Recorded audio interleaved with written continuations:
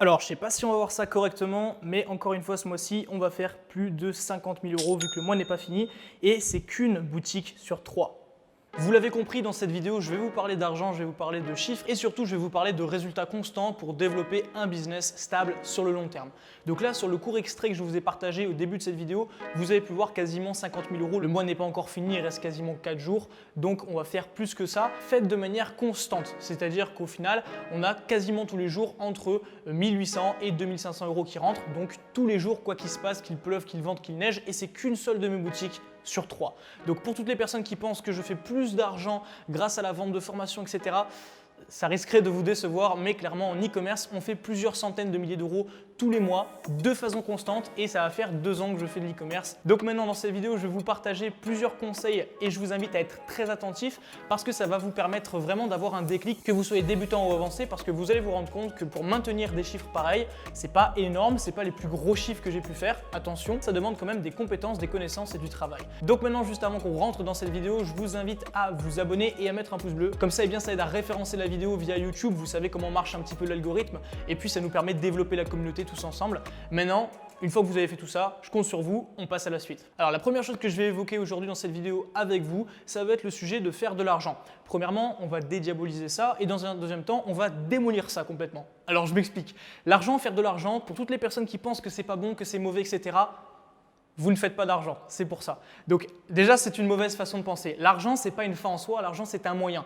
Faire de l'argent aujourd'hui dans la société dans laquelle on vit, c'est essentiel, c'est obligatoire et toutes les personnes qui pensent que ce n'est pas vrai, je vous invite à tomber malade dans un pays où vous n'avez pas de sécurité sociale, où je vous invite à tomber en panne de votre voiture et que vous n'avez plus un rond pour finir la fin du mois et vous allez vous rendre compte qu'avoir de l'argent, c'est essentiel et faire 2-3 000 € par mois, ce n'est pas vraiment une sécurité en soi. Donc ça, c'est la première chose. On dédiabolise l'argent. Faire de l'argent, c'est bien. On devrait tous se donner les moyens de faire de l'argent à partir du moment où on a envie d'en faire, à partir du moment où on n'a pas envie de rester dans un schéma salarial ou qu'on n'a tout simplement pas envie de rester à un salaire relativement correct toute sa vie. Voilà, en gros, ça c'est la première chose. Après, attention, ce n'est pas une vérité absolue, c'est-à-dire que je connais des gens qui font 2-3 000 € par mois, même un peu moins que ça, et qui sont très heureux. Après, ça dépend du bon vouloir de chacun, ça dépend de votre situation, ça dépend de votre personne aussi.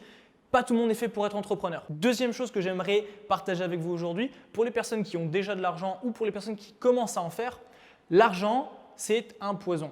L'argent, c'est un vrai poison, du moins si on le prend de la mauvaise façon. Si on prend l'argent d'une manière où justement c'est une fin en soi, d'une manière où justement ça détermine tous nos objectifs, ça détermine notre réussite.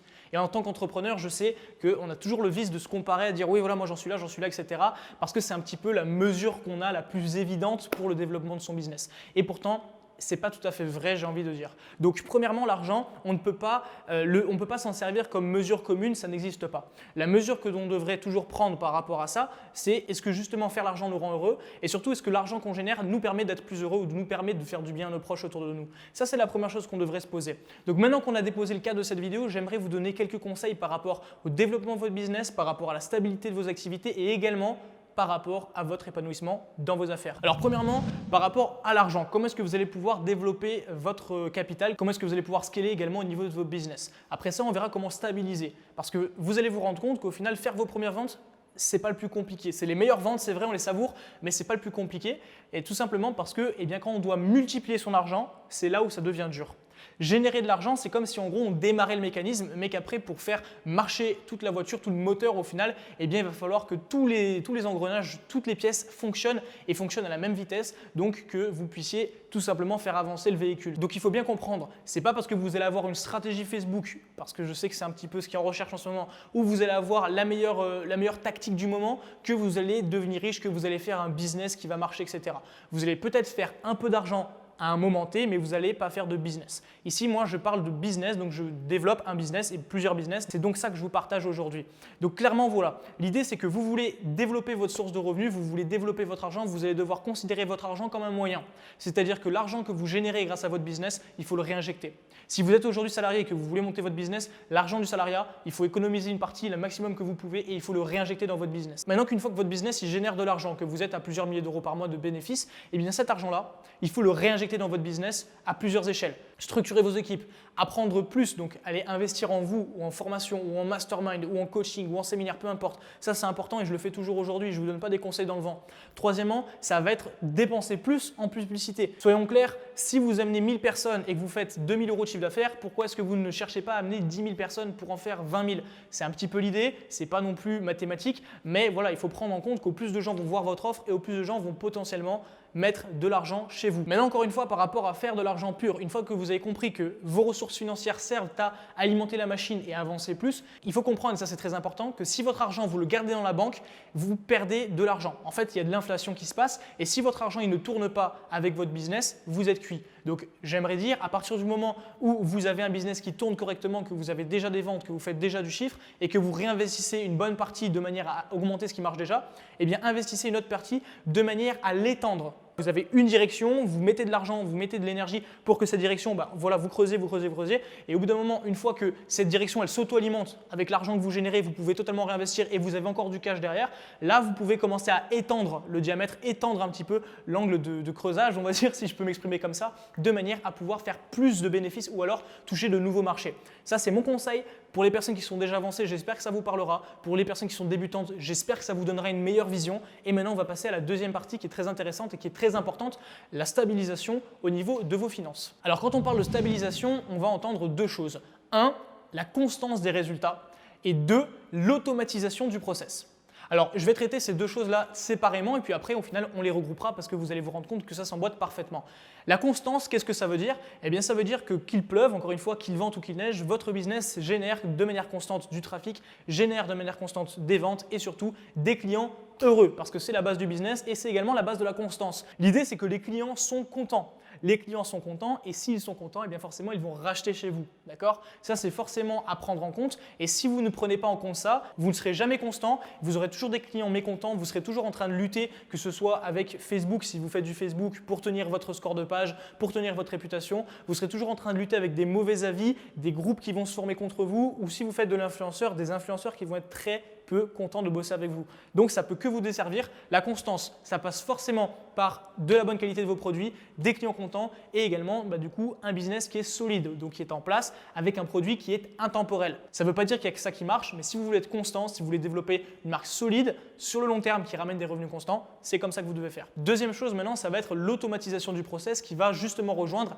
ce phénomène de stabilisation des rentrées d'argent. Alors l'automatisation du process, c'est en soi très simple. Vous allez devoir mettre en place des tâches récurrentes dans votre business, c'est-à-dire que vous pouvez faire machinalement et une fois que vous les maîtrisez, vous allez soit les déléguer, soit les faire passer au travers de logiciels, de robots, peu importe. Donc clairement quelques tâches que je vais vous partager de manière que vous puissiez déléguer très simplement, ça va être le SAV, ça c'est basique, mais le SAV, donc service après-vente, vous allez pouvoir payer quelqu'un pour gérer ça, donc dans votre entourage ou sur des sites comme Fiverr, c'est des sites qui sont très intéressants. D'ailleurs, très certainement, je vais vous faire une prochaine vidéo sur l'utilisation de Fiverr avec une liste de personnes que je vous recommande. Si ça vous intéresse, dites-le moi en commentaire maintenant, comme ça je prends un peu la température et je verrai si ça peut se mettre en place rapidement. Maintenant que vous avez posté votre commentaire, revenons au sujet de la vidéo, c'est important. L'idée c'est qu'une fois que vous avez vos personnes qui travaillent avec vous au niveau du SAV, au niveau de la prise des commandes, donc au final quand vous avez une commande, vous la transmettez soit à votre fournisseur, soit à votre agent, soit si vous passez par l'Express, par l'Express. Il y a une chose que vous devez mettre en place impérativement pour que ce soit stable, c'est d'avoir un agent également, c'est d'avoir une personne qui gère vos commandes. D'ailleurs, si vous êtes déjà à plusieurs dizaines de commandes par jour, vous pouvez me contacter. Donc là, vous pouvez m'envoyer simplement un message sur Instagram, c'est là où je vais répondre le plus vite. Axel Bruderman tout collé, vous allez me trouver rapidement. Et là, je verrai si vous avez le bon profil pour que je vous partage la plateforme avec laquelle on travaille en Chine, qui est vraiment une plateforme très professionnelle. Donc maintenant que vous avez tout ça qui est en place, que vous avez du coup des personnes qui travaillent avec vous, que vous avez également des gens sérieux en Chine, que vous avez une chaîne de logistique qui tourne correctement et que votre seul travail, ça va être de surveiller un petit peu les publicités et ensuite de vous assurer que tout se passe bien au niveau des équipes, vous pouvez rester comme ça ou alors déléguer encore plus la gestion de votre business, c'est vous qui voyez. Et surtout qu'à côté, vous êtes constant parce que votre produit est bon, que les clients sont contents, vous avez un business qui va être de plus en plus stable. Après, bien sûr, il va falloir lutter contre la concurrence, mais ça, c'est autre chose. Ce sera peut-être un sujet d'une autre vidéo. N'hésitez pas à me dire également en commentaire si ça vous intéresse. Maintenant, troisième point pour cette vidéo, comme ça, on va pouvoir terminer là-dessus et surtout, on va finir sur une bonne note parce qu'on est là pour faire de l'argent, mais surtout, on est là pour s'épanouir dans notre vie, dans notre business, c'est important aussi. comment est-ce qu'on va pouvoir utiliser cet argent et surtout trouver le juste milieu entre faire de l'argent et être heureux parce que, eh bien, il faut le trouver. Voilà, je vais vous partager quelque chose d'un petit peu personnel, c'est-à-dire que je ne le partage pas souvent, je le partage des fois sur mes réseaux comme Instagram, etc. Mais sur YouTube, je ne l'ai encore jamais partagé. Donc ça m'est arrivé l'année dernière, en 2019, quand j'habitais encore à Bangkok. L'idée, c'est que je me suis réveillé un jour et dans la nuit, j'avais totalement généré tous mes frais du mois. C'est-à-dire qu'en une nuit, j'ai payé ma vie, j'ai payé mon loyer, j'ai payé mes dépenses supplémentaires. Donc si je veux me faire plaisir, etc. Et je l'ai fait pendant que je dormais. Alors, ça ne veut pas dire que c'était la première fois que je le faisais, ça veut simplement dire que cette fois-là, j'ai eu un déclic. En fait, le matin, j'ai vu ça. Et la chose que j'ai faite, c'est que je me suis rendormi. Je me suis rendormi parce que je me suis dit, bon, bah, j'ai plus rien à faire. Mon mois, il est fini, j'ai encore de l'argent largement pour tenir 1 an, 2 ans sans problème, 3 ans sans problème. Et au final, j'ai rien à faire. L'idée, c'est que je suis arrivé dans une situation où j'étais pas plus épanoui. Au final, l'argent que je faisais ne m'apportait même pas un sourire et que j'étais dans une période de ma vie où je me levais même plus le matin parce que eh bien, j'étais juste en train de me dire « Ok, bah, j'ai fait l'argent pour la semaine, ok, j'ai fait l'argent pour le mois, ok, j'ai fait l'argent pour les 3 prochains mois. » Quelle est la raison? Pourquoi est-ce que je devrais me lever? Pourquoi est-ce que je devrais travailler? Et ça, c'est une très mauvaise chose. Ça reflète au final que vous êtes trop concentré sur l'argent, sur ce que j'étais avant, et ça m'a vraiment desservi. Alors c'est sûr qu'au début, quand on est dans l'euphorie, eh bien c'est top, on fait de l'argent, on fait de l'argent. Puis après, quand on atteint un certain palier, on se rend compte que ça ne fait pas tout. Et ça fait vraiment pas tout. Et je peux comprendre que si vous n'avez pas encore atteint ce palier, vous ne compreniez pas mon message. Mais je sais qu'il y a certaines personnes qui vont le comprendre et c'est pour ça que je vous le partage. Et si vous ne le comprenez pas encore, eh bien tendez une oreille à ça parce que ça risque de vous arriver si vous persévérez assez, que vous passez un certain niveau au niveau de votre business et de vos rentrées de finances. Donc la solution à ça, elle est assez simple en fait. Parce que moi, ça m'a pris du temps à comprendre, j'ai galéré pendant plusieurs mois. Et j'ai eu le déclic au final quand j'ai totalement arrêté mes business, que j'ai fait du sport et que je me suis concentré que dans le sport et que je me suis rendu compte qu'en fait, dans le sport, si je ne veux pas lâcher, si je veux progresser, il me faut des objectifs qui me tiennent à cœur. Parce que dans le sport, je n'avais pas la fibre de me dire bah, je veux faire plus de répétitions, je veux faire plus de ça. Tandis que dans le business, j'avais envie de me dire je veux faire plus d'argent, plus d'argent. Dans le sport, je n'avais pas ce même déclic-là, je n'avais même pas ce même rapport et j'ai eu le rapport au final à l'objectif gratifiant. Donc clairement, voilà, si je fais ça aujourd'hui, je vais pouvoir obtenir de meilleurs résultats demain et je vais pouvoir obtenir de meilleurs résultats pour d'autres activités justement liées à ce sport, etc.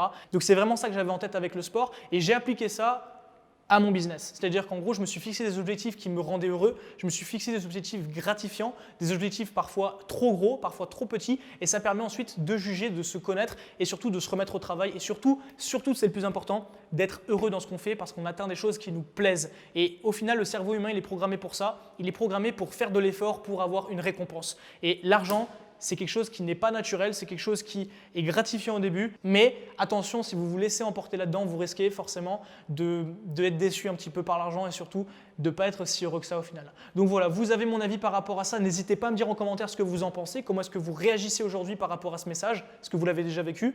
Pour les personnes qui souhaitent aller plus loin, qui ont vu les résultats qu'on faisait, eh bien voilà, il n'y a pas de secret, ça passe forcément par du bon travail, par des stratégies et par de l'application acharnée. Moi personnellement, j'arrête pas de me former, que ce soit en e-commerce ou dans le business de manière vraiment business, donc par des gens qui sont beaucoup plus avancés que moi, chose que je vous invite à faire. Vous avez les liens en description, que vous soyez déjà avancé, que vous soyez en train de faire la transition vers un business plus solide ou que vous souhaitiez développer votre marque. Donc là, vous avez le premier lien, il est fait pour vous. Et pour les personnes qui souhaitent passer de 0 à 1000 € par jour en moins de 72 heures, clairement, ça vous permet de faire la différence dans votre business, peu importe où est-ce que vous en êtes. Maintenant, vous avez les cartes en main, en fonction de votre niveau, vous savez où aller dans la description. Et puis, pour ma part, je suis très content de vous avoir partagé ce message aujourd'hui parce que c'est assez personnel. Je n'en ai pas spécialement parlé sur YouTube et c'est des sujets que j'aborde plus sur mes réseaux privés comme Instagram où je vous invite à me retrouver, comme ça on est en contact tous les jours. Maintenant, eh bien, je vous souhaite bon courage, bonne application, on se retrouve très bientôt sur YouTube ou sur les réseaux et je vous dis très bonne journée, très bonne soirée, on se retrouve bientôt.